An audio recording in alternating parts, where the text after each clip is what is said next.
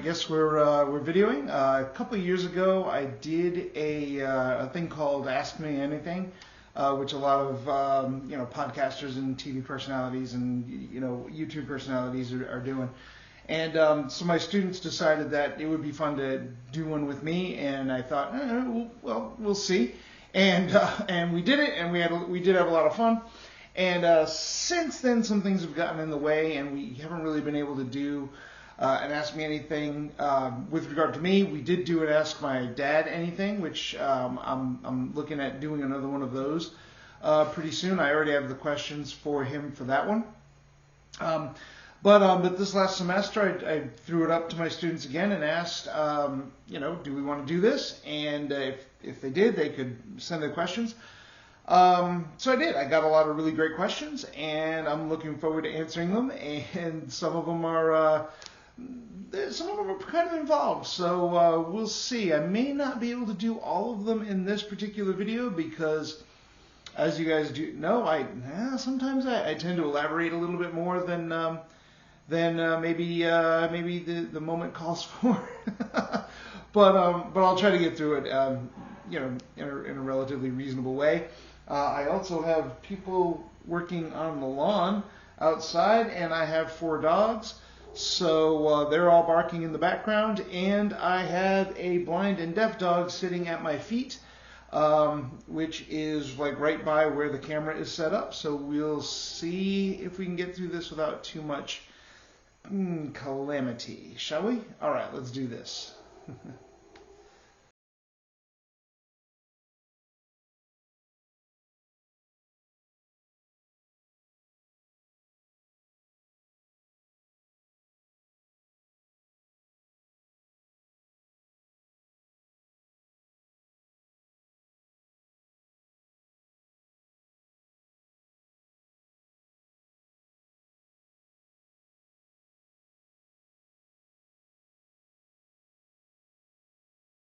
So what I want to do, the gist of what we're doing here is I received some questions from students. I've kind of put them in a document. I put them in the document in the order that they came to me. So I'll answer the questions in the order that they came to me. My responses are not going to be scripted. I've not gone through the questions. I obviously saw the questions because I had to put them in the document, but I have not really looked at the questions in depth. I've not researched my answers. I'm kind of responding to these answers extemporaneously. So I may not have all of the data notes and stuff like that you're going to see if you were to say, look at the Mad Sociologist and the news videos or the sociology videos and things along those lines. So this has not been scripted. And some of the questions are kind of involved. So we'll see how we get through this. Again, I may not necessarily be able to answer all the questions in one video. You guys know sometimes I elaborate, maybe a little bit more than you want me to elaborate, but I do have a tendency to elaborate. I'm being distracted right now. There are people mowing my lawn, which means my dogs are going kind of crazy. And I do have a deaf and blind dog sitting at my feet right now, right where the camera is set up. So we'll see what happens if she gets surprised or startled or anything like that. All right, so let's see how this works out. Anyway, the first question has to do with our current inflation issue. And that's a pretty standard question for me right now. I teach economics. I teach honors economics. Most of my students are very interested in this topic of inflation. They're seeing how it's impacting themselves, and they go and buy put gas in their car, or go and buy lunch or whatever. And this is an important issue. Inflation is a really tough thing to deal with, and it's a really kind of a scary thing to go through. So I guess the nature of the question has to do with the level of inflation being absurd, and the time frame 1964 to 2022. All right. Well, first of all, between 1964 and 2022, you got to be real careful with the data, right? If those are the only two data points you're getting, then yeah, things are going to look a little bit out of whack. But you got to understand that between 1964 and 2022, the inflation has gone up and down and up and down again. And we did go through a period of extremely high inflation in the 1970s, where the inflation was going up into the teens, 14-15%, if I'm not mistaken, is where it peaked out. So as far as the level of inflation today being absurd, the level of inflation today I think is peaking somewhere in around 8 and 9%, from the year prior. And that's high. We don't want inflation that high. We certainly don't want that. But it's certainly not anything that's unprecedented. I know that in the news they like to say it's the highest inflation since the 1970s. Yeah, but the 1970s was much higher. So just be real careful with that data and how that data is being presented to you. So the second thing I want to talk about with regard to the inflation has to do with explanations for inflation and whether or not it's quote unquote out of control. Out of control? Maybe. Look, so what's the bottom line with regard to inflation? How does inflation work? I guess I should just kind of give a bit of a background on that before we get into the explanation for our current situation with regard to inflation. The basic explanation for inflation is when you have an imbalance between demand and supply, right? You have too much demand chasing too little supply, right? And why would that happen? Well, there's a couple reasons right off the bat why that would happen, right? The first is the demand side. And the demand side is typically, when we talk about controlling inflation, the institution that is involved in controlling inflation is the Federal Reserve Bank in the United States. In other words, it's a central bank. It's what we call monetary policy. Monetary policy is the policies that are put into place by central banks to regulate the market. And for the most part, the Federal Reserve has done a fairly decent job since the early 1980s of controlling inflation and keeping inflation relatively low. Their target inflation is around 2%. We can discuss why it's 2%. Some economists think it should be a little higher.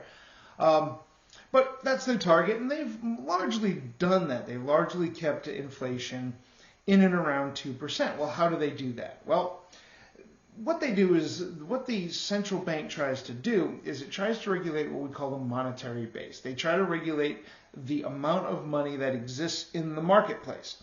The idea is if there's too much money in the marketplace, money is very easy to get, that is going to incentivize spending, and it's also specifically going to incentivize borrowing, because I know I'm going to be able to pay it back. And borrowing is what increases the amount of money in the monetary base. So the monetary base expands as a result of debt. That debt can be government debt, that debt can be private debt, whatever. But if there's plenty of money and money's fairly easy to get, then I might be incentivized to borrow money to make investments, to buy a mortgage, buy a car, invest in a business, and things along those lines. That adds money to the monetary base. Money then becomes easier to get, and there's more incentive to continuing borrowing. But what that also means is the more money that is in the marketplace and the easier it is to get, the less valuable it is. So the person asking the question talked about the dollar losing value. It's a little more complicated than that, but for the most part, we're going to try to keep it simple. More money, obviously, the more money that's out there, the less valuable it is, the easier it is for you to get it, the less value it has. That means you're going to have to spend more money to get the goods and services that you want, right? That's the basic explanation for inflation, right? There's too much money in the economy, right? A lot of this has been blamed on government spending, for instance. All of the government spending that took place during the pandemic, that was all borrowed money. That money goes into the marketplace and then devalues the dollar. And it does look like that did have some impact on on inflation, although it doesn't explain all of it, or it doesn't even explain most of it. It explains, I think, somewhere along the lines about 10 or 15% of our current inflation may be associated with the borrowing on the part of the government to help keep us afloat during the pandemic, which had to happen, by the way. They had to do that because otherwise we would have fallen into a very, very deep recession. So, well, that's the point, right? So the point there is that the Federal Reserve has to figure out how to regulate and how to control inflation versus recessions, right? So how does the Federal Reserve do this? Well, the Federal Reserve does this by raising and lowering their interest rates. In other words, they raise and lower the rates that they charge to banks to borrow money from them. So the Federal Reserve basically is a bank for banks. Banks borrow money from the Federal Reserve, and then they have to pay that money back. So if the Federal Reserve charges higher interest rates, that disincentivizes the banks to borrow because they have to loan that money out at higher interest rates, and that is going to disincentivize borrowing. You know, if I have to pay too high interest rates, I'm not going to, for instance, go out and get that mortgage or buy that car or maybe invest in my business because I'll have to pay back too much money on the back end when I pay off that loan. So that disincentivizes investments, and that will then lead to, as previously made investments are paid off, that leads to a decrease of money in the monetary base. Money becomes more difficult to get, and it becomes increasingly valuable, and therefore you're paying less for your goods and services. On the other hand, during times of recession, you want more money to be put into the monetary base, into the market. The Federal Reserve lowers its interest rates. It incentivizes investment and incentivizes borrowing, and that puts money into the marketplace. So that's how the Federal Reserve controls inflation on the demand side, right? So the goal then is to make it less desirable to borrow money, right? But that's how that works. And that's pretty much what the Federal Reserve is doing right now. So if you look in the newspapers, you'll see where the Federal Reserve is raising its rates to do exactly that, to control the demand side. But a lot of economists are saying that the problem with our current inflation, it looks less like the 1970s, where there was lots of money in the marketplace. It looks less like that, and it looks more like, well, part of the inflation of the 70s. It looks more like the inflation that we experienced after World War II, 1946-47,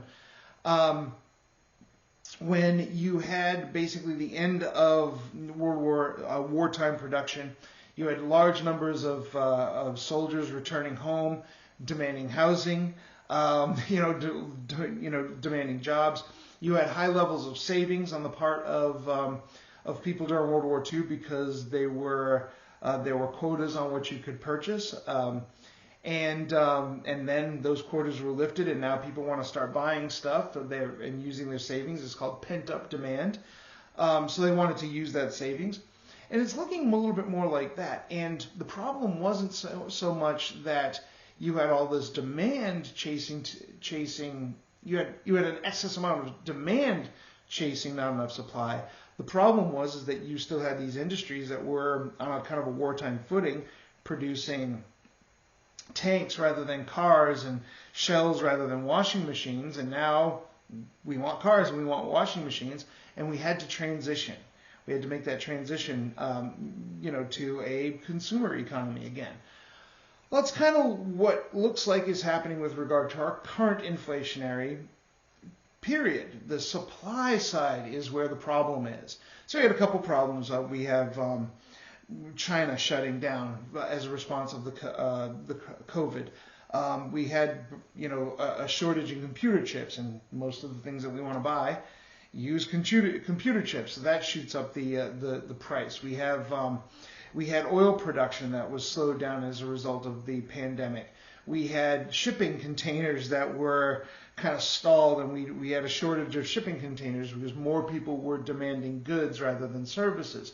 There was a lot of stuff that was impacting the supply side and the supply chains of the goods and services, and that's not something that the Federal Reserve is able to really control. The only thing that can control that is Well, the higher prices incentivize us to invest in those areas where the prices are higher. So if I can make money off of shipping, I'm more likely to invest in shipping containers, and the more shipping containers end up in the market, that ends up, bringing those prices under control. Or computer chips. We have a shortage of computer chips that incentivizes investors to invest in computer chips, and eventually the more computer chips enter into the market. So that's where a lot of economists were saying that our inflationary situation was more transitory, that ultimately the market would straighten this stuff out. And what does it look like? Well, it looks like the inflation wasn't as transitory as our team transitory economists thought it was. I also thought that it would be a lot more transitory than it has been. I was on team transitory. But it does still look like it's transitory. So it does not look like this inflation is out of control because of too much money in the marketplace. It looks like it's simply a transitory response to increased demand and constrained supply as a result of COVID, and should probably start to straighten itself out. So I think when this question was asked, it was probably about a month and a half ago, and that was before some more recent data has come in to suggest that inflation is starting to slow down, and prices are still going up. Don't get me wrong, prices have been going up, but they've been going up a lot slower than they were in the past few months. So that's an indicator that a couple of the supply side issues are coming under control, and B, some of the Federal Reserve raising interest rates is also having an impact. Now, the question after that then becomes, well, can this lead to a recession? I think the most important question that we ask ourselves now has less to do with the inflation side and more to do with the recession side, because what the Federal Reserve is trying to do right now is what they're referring to as a soft landing. They're trying to bring down inflation without causing a recession. And that will be the trick. It looks like they're pulling it off. I mean, so far it looks like they're pulling it off. But it's never been done before. So we shall see. We'll keep our fingers crossed. But one way or the other, I think probably in the near future we'll see inflation coming down, probably starting sometime next year. Will it get back down to 2%, that 2% target that the Federal Reserve has had historically? I don't think so, but it should probably be a little bit, a lot more manageable and a lot less traumatic than the last few months has been as far as inflation is concerned. So we'll see. But just be really, really careful with the terminology like inflation is absurd and it's out of control and it's unprecedented. No, we're really not experiencing that yet. Hopefully, fingers crossed, we won't. So hopefully that answered your question.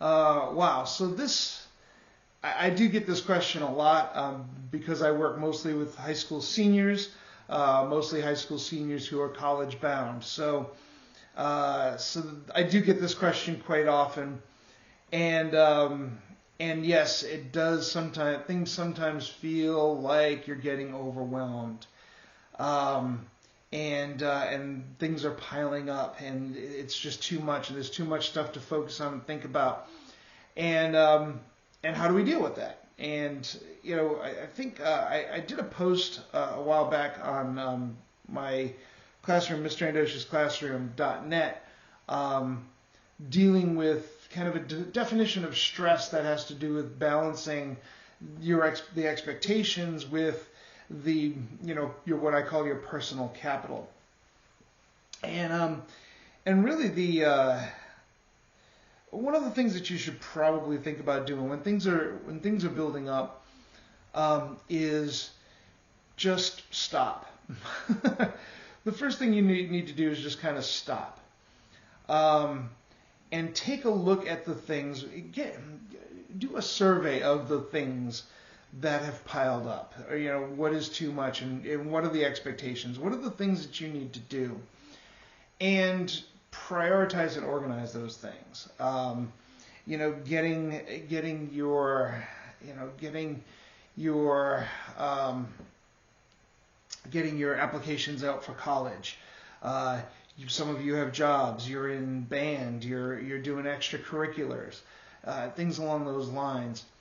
All right, what are the things that absolutely positively have to be done right now?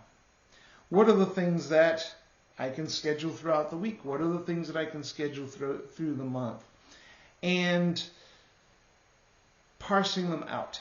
Not having to do everything right now. I think one of the things that kind of makes us feel overwhelmed is we feel like everything has to be done right now, and that everything is immediately pressing. And the chances are pretty good that everything isn't really immediately pressing. Now, there are times when that stuff does pile on. And we find ourselves, well, when that happens, you probably just kind of have to get through it and get through the week. But organizing things and prioritizing things and having a time for working on the things that need to be worked on, and most pressingly, taking time to say, all right, this is time I'm going to have for myself. I am going to take a nap, or I'm going to play a video game, or I'm going to draw a picture, or whatever it is, or I like to garden. Doing those things for myself that all right, maybe then I have less time for getting those college applications out, but you know what, I can get those college applications out. Prioritizing those things. There's some things that what are the things, when you're doing these surveys, what are the things that are within your control, right? If your boss reschedules you and changes your schedule around, and now all of a sudden you have to work on Saturday, and you were planning on, getting, your room cleaned on Saturday, well, your room is not going to get cleaned. You're going to end up going to work because you don't have control over that. All right, so then when am I going to get my room cleaned? Or maybe I am going to parse out. Maybe, instead of cleaning my whole room, I'm going to clean this corner of my room, and I'm just going to be happy with that, and then get to the next quarter the next time I get a chance. But trying to prioritize things, and for me, that usually means sitting down and mapping the stuff out, writing the stuff out so that I can see it, and putting things in order, as I need them. And another thing that you might want to think about doing is, well, how much of the stuff that is piling on is stuff that you just flat out don't need? There's an awful lot of stuff that we put on ourselves that that if we really stop and look at them, we don't need those things in our lives. So I would strongly kind of recommend, just kind of, all right, sit down, write down the stuff that is quote unquote piled on, see what stuff can be crossed off that list. And one of the things that shouldn't be crossed off the list is time for you to just stop and breathe, and making sure that you have that time where you can kind of recharge your batteries. And that's the best that I can tell you. All I can say is sometimes things pile up and you just have to plow through it. And then the trick then is to take advantage of those times when things aren't piled up, to not pile stuff up on top of that. Because sometimes we do. We tend to fill our time. So just be real careful with that, and be mindful of your time, be mindful of your energy, and how much cultural capital and personal capital that you have to put into whatever it is that's piling up in your life. One more thing before I was about to switch off. Another thing that you might want to do is, and it's something that I find very difficult to do, but is really important, is ask people for help. Ask for help. Ask somebody to help you carry whatever the burden, or carry the stuff that's piling on, or relieve you of some of the stuff that's piling on. And I know a lot of students come to me very often, and they're stressed out, and they're like, Mr. Andoscia, I'm having a hard time getting this essay done because la la la la.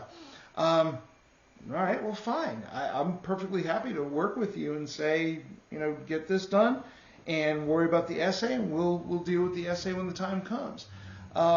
You'll be surprised how many of your teachers are willing to work with you. Your professors are willing to work with you. Family members are willing to work with you. Friends are willing to work with you. Maybe even your boss at work might be willing to work with you, but you kind of have to ask. And asking for help is probably one of the biggest challenges that we have, but it's also probably one of the best strategies that we have as well.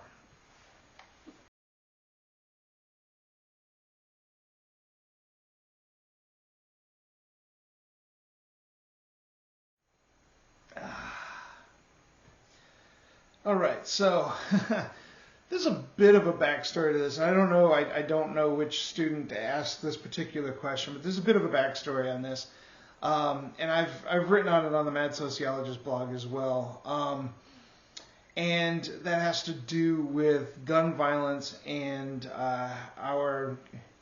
what I just see as just absurd gun laws and gun culture in the United States. And the backstory is that the school was responding to the Uvalde shooting a few months back, in which I believe it was like 19 students were killed, 2 teachers were killed in a school shooting, and understandably the district was responding to that, and there was some miscommunication about keeping our doors closed and windows closed and keeping our blinds closed and everything locked up. So, and I have a real problem with this kind of fortress mentality and being this sense of being closed in and behind locked doors and behind walls, and I just have a visceral response to that. And when we got word that I had to close all the blinds and keep all my windows covered, I have plants in my room that need sunlight, and I'm like, we can't get fresh air because we have to lock and close our doors at all times, and we can't get sunlight because we have to keep our blinds and stuff closed. Those are pretty basic freedoms. Being able to keep my doors and windows open to get some fresh air. Those are pretty basic freedoms. And it did turn out that I did not have to close the blinds. It was a miscommunication. But while I was closing the blinds, a student asked me, why are you closing the blinds? And I said, well, the administration says I have to keep my blinds closed and I have to keep the curtains drawn. And then the student asked, well, why do you have to do that? And I made a flippant comment that because guns make us free. I probably shouldn't have made the flippant comment. It did get some pushback. But I'm not sorry I made the comment, and the reason is we do need to think about these things. I think we do need to think about the impact that these policies have. I'm not an anti-Second Amendment person. I don't believe that we should confiscate everybody's guns and stuff like that. I don't think that's the way to go. I'm not a big fan of banning things. But I do think that if you want a gun, you have to demonstrate that you're responsible for having the gun. And if you can't demonstrate that, you probably shouldn't have a gun. And I would add that there's no such thing as an unlimited right. All right, we have an understanding when it comes to human rights and the idea of natural right that your rights end where somebody else's rights begin. That every right comes with a certain amount of responsibility. I cannot. I'm a big fan of free speech. I've been involved in free speech advocacy for many years since I was in high school. But even I have to say, well, you don't have an unlimited right to free speech. You can't do things like threaten somebody's life or slander somebody. You can't yell fire in a crowded theater. You can't incite people to riot. Those are things that if you use your right to free speech irresponsibly in that way, then you cause people to lose rights on the back end, right? And you can't do that. That's not what rights are about. Rights have to do with, bodily autonomy and psychological autonomy, and you have to have a respect for both. So when I see schools that have to lock up and have to put metal detectors on the doors, and we have to carry panic buttons with us wherever we go, these massive invasions on basic human autonomy, like just being able to open the windows to get fresh air, so that we can guarantee a right over here, the virtually unlimited right to have access to guns. I think that's a backwards policy. I think that's backwards thinking. So it's kind of clear that our gun policy, and to a certain extent our gun culture, is leading to some very negative outcomes. And I think it's just perfectly clear at this stage of the game. I mean, the United States has just an absurd amount of guns. It's something like 120 guns per 100 people in the United States. And if guns made countries free, then that should be reflected in the data, right? It just simply isn't. So I think the next highest is, the next highest is actually Yemen, that has 50 some odd guns per 100 people. And we wouldn't think that Yemen is a particularly free society, but tons of guns. But maybe the next highest, I think, free country is like Finland or Switzerland or something like that. And they have 30 guns per 100 people in the population. So the United States has 4 times the amount of guns. Are we 4 times freer than Finland or Sweden? I don't think so. I think we can put some sensible policies in place that can make a difference. That can make a difference in a person's ability to get access to guns who should probably not have them. I think we also need to kind of address the elements of our gun culture, especially a gun culture that associates gun ownership with masculinity, with violence. We need to answer some of these questions. Having just kind of flooding, and it's kind of like a catch-22 when you stop and think about it, right? Because in the United States we have relatively easy access to guns.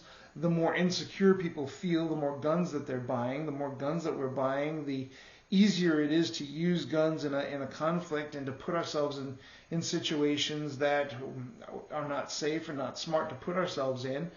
The more gun violence, the less secure we feel, the more guns we buy, and it just becomes this, this downward spiral. One of the things that I noticed some years back when I was doing some research into this topic had to do with gun violence, and had to do with the antecedents to an episode of gun violence. And one of the things that we noticed is that, and I wrote about this on the Mad Sociologist, is that our notion of, the only thing that stops a bad guy with a gun is a good guy with a gun, or we need to keep the guns out of the hands of the bad guys, or we need to put more guns in the hands of the good guys, or what have you. And when you actually look at the data on this, what you actually see is that it's not a dichotomy between good guys and bad guys. What's happening is people, usually men, get involved in conflicts, and if there happens to be a gun handy, the conflict escalates into gun violence. Overwhelmingly, the antecedent to the use of guns in a violent act is some kind of a argument or some kind of a conflict. And that is a conflict where I get mad at you because your dog pooped on my lawn, I happen to have a gun near me, I wave my gun around, the situation escalates, somebody pulls the trigger, somebody gets killed, somebody gets hurt as a result of gun violence. Just having access to that gun means that gun becomes an option for me in dealing with my conflicts. Whereas if I didn't have that gun as readily available, then maybe I would have chosen other ways of dealing with the conflict. And instead I used a gun. And just, I don't know, I guess I'll stop there. I mean, just I also tend to think that the more efficient the gun is at killing people, the more hoops you probably should have to jump through to justify getting that gun. I'm not I don't want to say let's ban all AR-15s and let's ban all assault rifles or whatever that means. That's not my. I don't think that's a particularly good idea. But I do think these weapons are so efficiently lethal that if you want to have one of those guns, then you really have to demonstrate that you're going to be responsible with those guns, and that if you demonstrate that you're not, then you can't have them. You can't keep them if you got them. And we're going to have to put some things in place. And there are some common sense gun laws and rules and regulations. One of the things that we can do is, require gun owners to carry insurance for their guns. That increases the cost of the guns, and that disincentivizes, people being able to buy the guns. Registration of guns and registration of gun purchases and having databases that keep track. I mean, there's all kinds of things that we can do that we're not doing, so that we can cater to this particular group of advocates for unlimited gun rights, and therefore we're losing rights on the back end, and that's something that I think we need to deal with. But a lot of this, again, kind of is associated with this. The wording of the question makes me think that it has something to do with my flippant comment. So we'll put that in place.